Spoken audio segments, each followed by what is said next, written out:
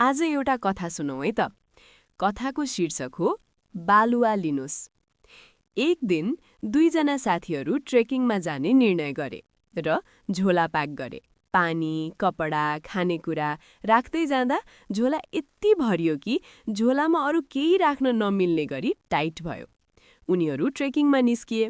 डाँडा पार गर्दै उकालो चढ्दै जाँदा अचानक आकाशतिरबाट एउटा आवाज आयो, बालुवा राख, बालुवा राख।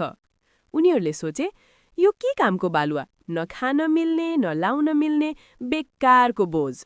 उनीहरू अघि बढे।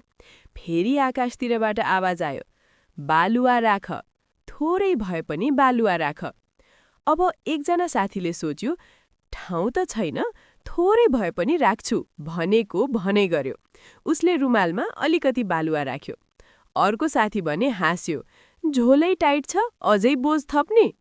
समय बित्यो, यात्रा सकियो, घर फर्किए। जब घर फर्केर बालुवा राखेको साथीले रुमाल खोलेर हेर्छ, ओ, त्यो त सुनमा परिणत भएको थियो। एकजना खुसीले चम्कियो, अर्को पछुतायो।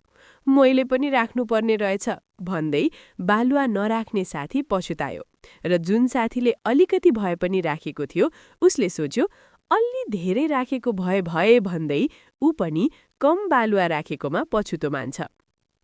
अब सोच्नुहोस्, हाम्रो जीवन पनि यही हो। तपाईहरू पनि अहिले एउटा झोला बोकेर हिँडिरहनु भएको छ।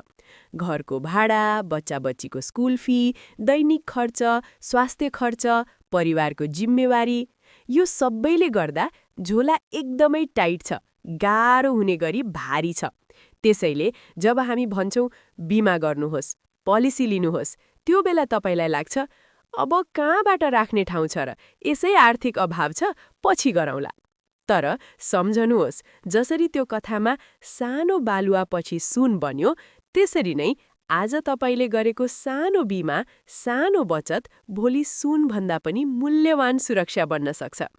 आज अलिकति गाह्रो लाग्छ, झोलामा ठाउँ छैन जस्तो लाग्छ, तर थोरै मात्रामा भए पनि बालुवा राख्नुहोस्, सानो मात्रामा भए पनि बिमा गर्नुहोस्, किनकि भोलि जब आवश्यकता पर्छ, त्यो सानो निर्णयले तपाईको परिवार बचाउँछ, तपाईको सपना जोगाउँछ, तपाईलाई पछुतो होइन, गर्व दिलाउँछ। आजको सानो बचत भोलिको ठूलो सहारा हो। आजको सानो बिमा भोलिको सुन जस्तै सुरक्षा हो।